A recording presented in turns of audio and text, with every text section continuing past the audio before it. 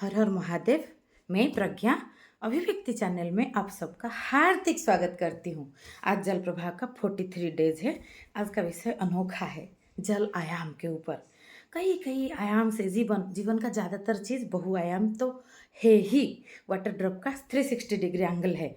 आज सुबह एक दोस्त के साथ फेसबुक में कुछ बात कर रही थी, तो उसी से मुझे 3 विषय आया, मन से आया। जल का कई कई आयाम अंदर है ही है। आप जल भाव में उतरते जाते हो तो वो खिलता जाता है। बाहर का कुछ घटना घट गया, कुछ देख लिया, कुछ वो आधार बनता है। और सोशल लाइफ फेसबुक हो, व्हाट्सअप हो, इंस्टाग्राम हो, लोग बहुत उलझन में पड़े हैं इसमें।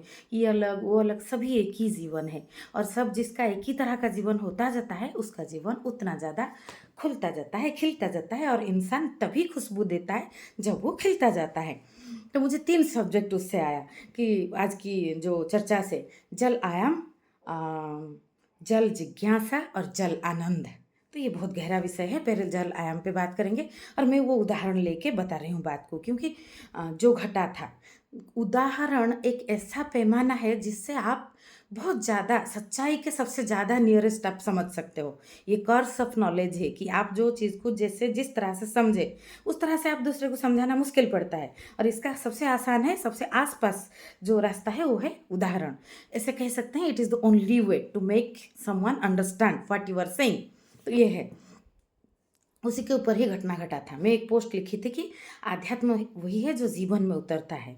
जो आपने बोला, जाना, जिसका लेखन लिखा, वो सब मूल्यहीन हो जाता है अगर वो जीवन में नहीं उतरता। तो एक दोस्त ने उसके उसके ऊपर कमेंट दिया कि जैसे आचार्य प्रशांत है, उनके हिसाब से जो कमेंट था, क्योंकि वो एक का अभिव्यक्ति कहा जाएगा ना, उसमें क्या सही गलत वो तो अलग बात है। सही गलत जो है वो बहुत तरह से जांच परख के जो चीज़ बहुत तरह से बहुत आयाम में पे देखा जाता है, फिर वो विश्व सत्य के आसपास कहा जाता है। तो ये तो किसी व्यक्ति के ऊपर किसी व्यक्ति का टिप्पणी। तो उनका कहना था कि आचार्य प्रशांत जो है वो बहुत साहस में काम किए, चिंतन की व्यक्ति है, लेकिन उनके जीवन में नहीं उतरा। तो ये उदाहरण है। तो मैंने उसमें कहा कि उदाहरण ऐसा दो जो कि सभी के लिए एक जैसा, सभी उसको समझ पाए। आचार्य प्रशांत एक व्यक्ति है, अभी और कितने कितने हैं, मार्ग के लोग हैं, अनिरुद्धाचार्य जी है, कितने कितने हैं, मेरे गुरु है, मोरारी बापू है, ओम स्वामी है, कितने प्रेमानंद जी महाराज है, कितने कितने तरह के, कितने कितने दिशा में विद्वान लोग, आध्यात्मिक लोग, या कोई अपना अगर कुछ मोटिवेशनल स्पीकर बोल सकते हैं किसी को, कि अपना जो चिंतन खुला है उस हिसाब से कोई कुछ बोल रहा है। और कोई इतना प्रसिद्ध नहीं है, जैसे मैं भी बोल रही हूँ, बात प्रसिद्धि की अलग बात है, वो तो मैं बोल रही हूँ, मैं अपनी पूरी पैमाने पे बोलने की कोशिश कर रही हूँ। कोई गाना गा रहा है, कोई कुछ कर रहा है, कितने लोग हैं। तो वो एक व्यक्ति का आप लेके अगर सोशल मीडिया, मतलब वो पब्लिक के लिए है, आप बोल रहे हो, उदाहरण दे रहे हो, तो वो उदाहरण क्या यथार्थ है। मैंने ये से कहा कि उदाहरण जो है वो ऐसे इतना गहराई से दो कि सारे लोगों को समझ में आएगा। और मैं स्पष्टता को मैं पहले पैमाना लेती हूँ अध्यात्म के लिए, जीवन के लिए। इसलिए सुरक्षा भाव के ऊपर 2 स्ट्रीम हो चुका है और भी आगे करते रहेंगे। और जितना मुझे समझता है मैं, और ये जो खुला मंच अभिव्यक्ति चैनल, इनकी खुली धारा सबके लिए खुला है, आके अपना अभिव्यक्ति, अपनी समझ, अभी तक के समझ की गहराई से दो। तो मैंने कहा कि उदाहरण ऐसे दो जो बड़े पैमाने पे हो, एक व्यक्ति का आप दे रहे हो और वो भी आपकी समझ से, कि कल आपको लगा था कि वो सही है, आज लगा कि नहीं, उनके जीवन में ये चीज़ नहीं उतरा, वो गड़बड़ है, और उसको आप बोल रहे हो कि उदाहरण आध्यात्म के जीवन में उतरना और आध्यात्म का चिंतन मनन में रहना। तो मेरी बात का आप उदाहरण दे रहे हो, वो तो आपके हिसाब से होगा ना। तो मैंने उसका ऐसा उत्तर दिया, तो वो मुझे फिर समझाने लगे कि उदाहरण देने में क्या प्रॉब्लम है, उदाहरण दे के समझाना क्या गलत है। तो मैंने उदाहरण देने को कब मना किया, मैंने बड़ा पैमाना की बात किया। तो इसमें आयाम देखते हैं। सपोज वो एक आयाम से बात कर रहे हैं, उनको जो लगा, मैंने जो देखा, शब्द के आधार पे तो बोलेंगे, हम बोलेंगे ना चीज़ों को, शब्द के आधार पे वो ये पकड़े कि मैं शायद बोल रही हूँ कि उदाहरण देना गलत है, जबकि मैं बोल रही थी कि एक बड़ा पैमाना की उदाहरण दो। सपोज ये आचार्य प्रशांत एक व्यक्ति है, वो मोटिवेशनल कुछ कर रहे हैं, तो उनको बहुत लोग हो सकता है जानते नहीं, उनको जानना जरूरी नहीं है। बहुत लोग उनके साथ उनको पॉजिटिवली लेते होंगे, उनके इतने फॉलोअर्स है, बहुत लोग उनके विरोध में भी होंगे, उनको लगता है कि ना सही नहीं है। तो ये क्या ये पैमाना है? है कि एक व्यक्ति ने बोला कि मुझे पहले वो सही लगता है थे, मुझे वो गड़बड़ लग रहे हैं, तो वो आध्यात्मिक जीवन नहीं जी रहे, ये उदाहरण है। ये तो सब आपकी जीवन की यात्रा है कि आपको पहले कोई सही लगता था, अभी सही नहीं लग रहा है। ये अनुभव से आप सीखे, आप ही फॉलो किए। तो ये अनुभव सभी के लिए उदाहरण कैसे होगा?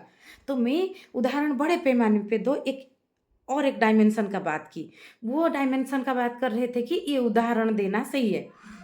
और लेकिन वो मेरी बात को कैसे लिए कि उदाहरण देना गलत है, आप ऐसा समझ रहे हो क्या? इस तरह से है चीज़, इस तरह से हुआ, तो उससे आया। तो कोई आपको बोल रहा है कि बड़ा पैमाने पे उदाहरण दो, मैं इसको डिटेल बोल रही हूँ क्योंकि कोई चीज़ का डिटेलिंग होता है ना, तभी स्पष्टता आता है। तो आप ये समझ रहे हो कि मैं उदाहरण देने को गलत मान रही हूँ क्योंकि आपका उत्तर वैसा आ रहा है, मेरा उत्तर वैसा नहीं आया। मैंने तो स्पष्ट लिखा कि आप बड़ा पैमाने पे ऐसा उदाहरण दो जो सभी समझ पाए।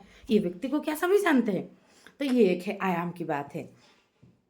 और एक पोस्ट मैंने लिखा कि जो बहुत इंसान को लगता है कि वो कल वो अस्पष्टता में थे, आज एकदम स्पष्ट हो गए। तो इस तरह से क्या ये बात, ये एक सुपरफिशियल बात है। इंसान को अभी के वर्तमान में सब चीज़ सही लगता है ज़्यादातर इंसान को। तो इंसान गति में होता है, जब इस चीज़ को अवलोकन कर लेता है तो वो जान जाता है कि हमेशा पुराना जो अस्पष्टता भरता है, अगर आप गति में हो, गति में नहीं हो तो वो भी नहीं होगा। एक ही जगह बैठ के लकड़ी के घोड़े में आगे पीछे जाने का होगा, गति में हो। और नई अस्पष्टता कुछ नया डायमेंशन में खुलने लगता है। आपको क्रिकेट की बॉल, क्रिकेट तभी खेलते हो आपको हाथ से फिर बाटी छूट जाता है, बचपन का जो गिल्ली डंडा छूट जाता है, उस तरह से चीज़ें होता है। आत्मज्ञान को आप जानने लगते हो तो आपको भौतिक चीज़ों में रुचि नहीं रहता, वो स्वाभाविक बात है।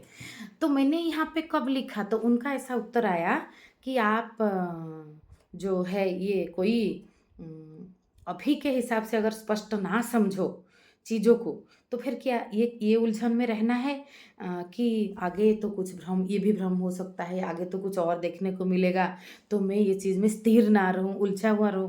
तो मैंने उलझन की बात कब कहा?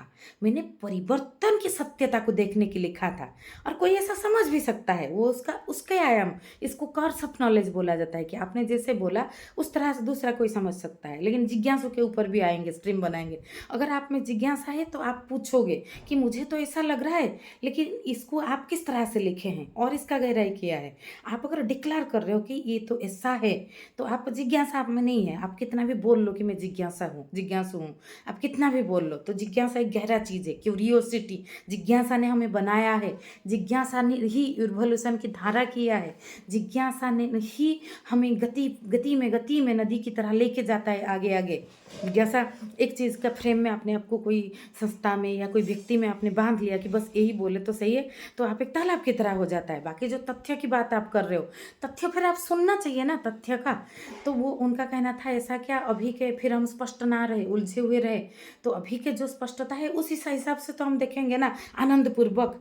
तो आनंदपूर्वक तो उसको क्यों साबित करते जाना है कि ये भी भ्रम होता जाता है।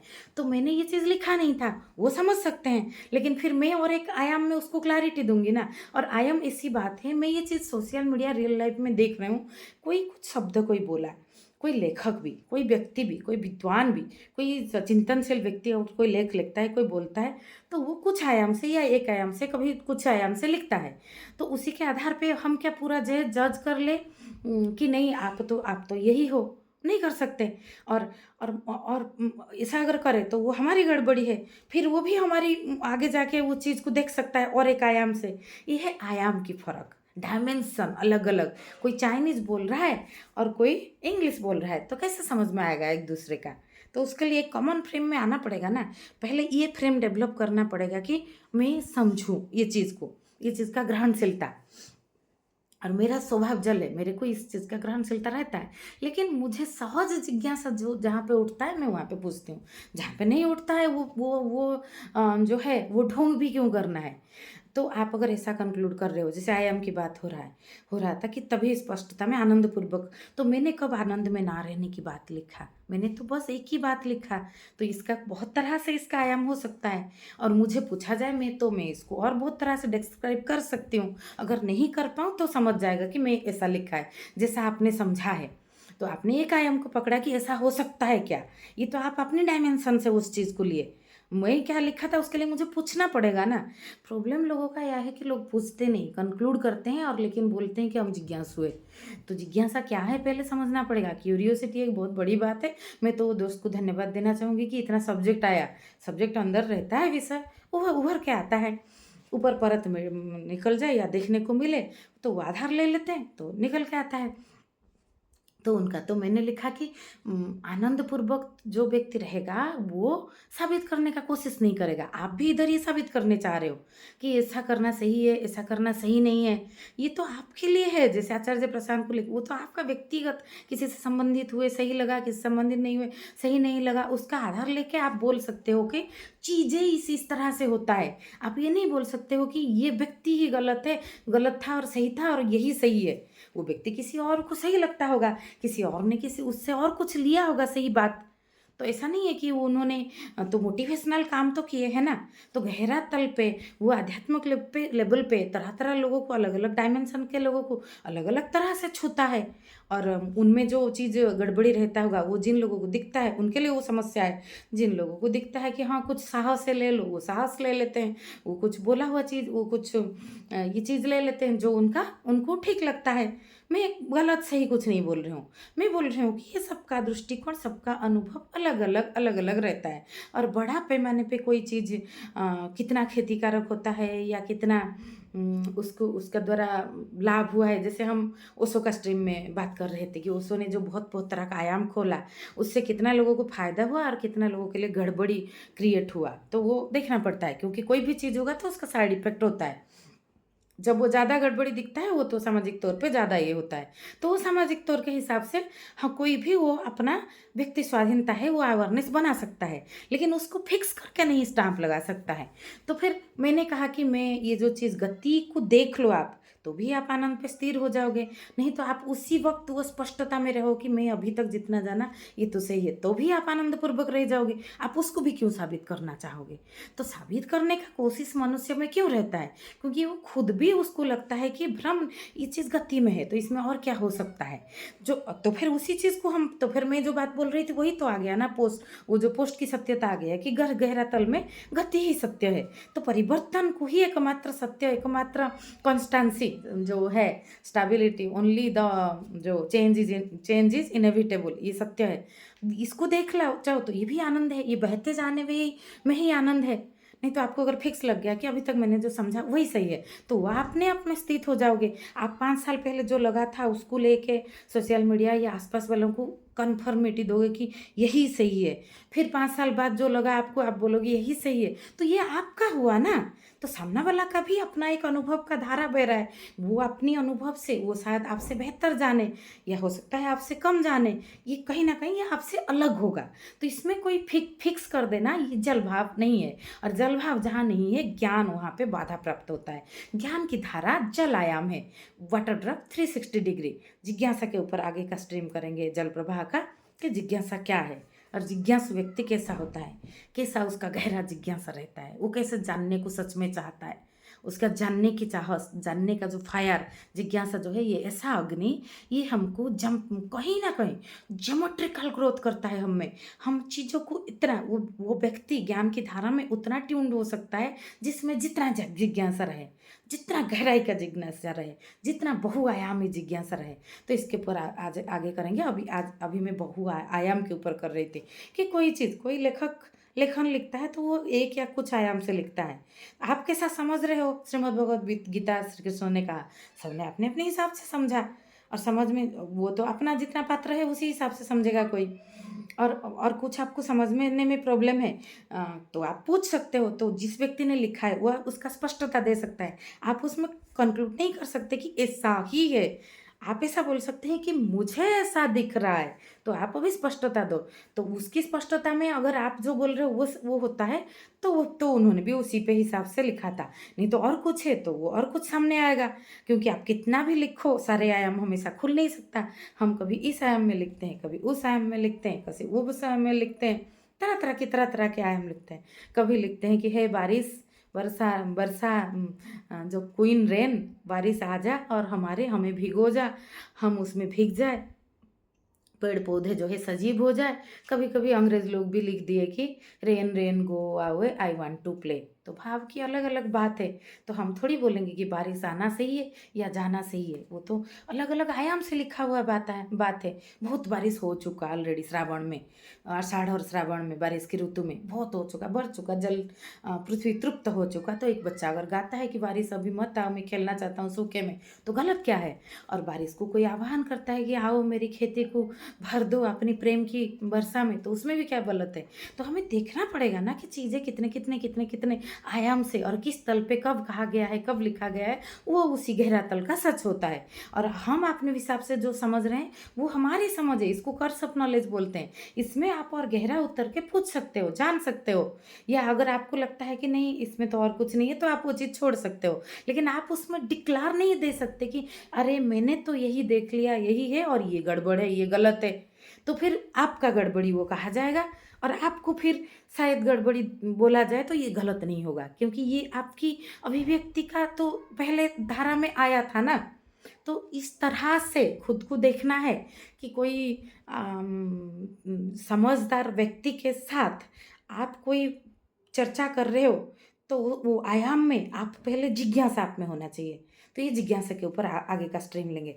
और ये मैं पूरा प्रैक्टिकल बात आज सब बोली, इसलिए इसमें प्रैक्टिकल उदाहरण ली, जो उदाहरण घटा, क्योंकि उदाहरण सबसे बड़ा आयाम है चीज़ों को अच्छे से समझाने के लिए, ये बात। और लेकिन वो ये उदाहरण कितना स्थान काल पात्र आयाम और सभी कुछ छूता हुआ, कौन सी परिस्थिति में कौन सी उदाहरण फिट होता है, और कौन सी व्यक्ति कितना गहरा पैमाने पे उदाहरण दे पाता है, उस हिसाब से वो उदाहरण एक्सेप्टेबल होता है जल भाव से। आज बस इतना सा। नमस्ते।